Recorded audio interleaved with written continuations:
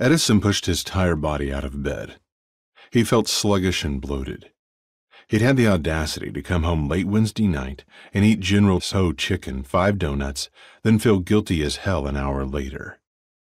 He foolishly did 30 minutes on his treadmill and 20 minutes of bench presses on his chest without so much as a stretch first. Idiot.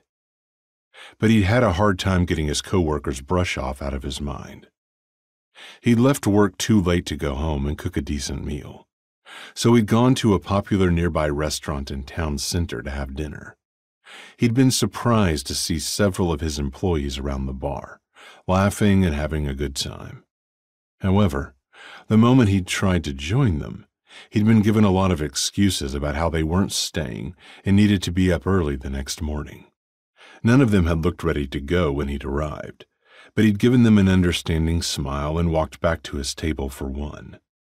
After he'd finished eating and headed back to his car, he'd seen everyone just 2 blocks up at a trendy evening spot with an outside bar, holding fresh drinks in their hands.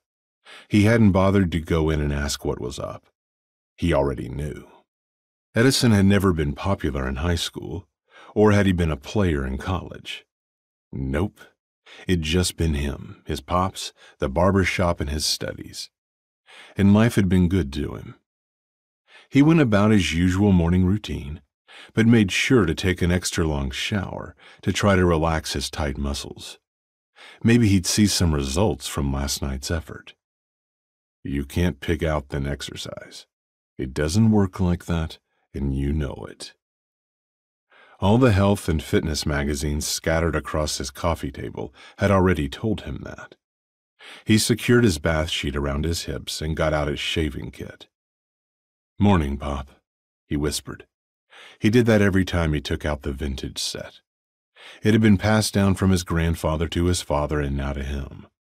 While Edison chose not to go into the family business, he'd still grown up there, and his father had taught him everything he knew.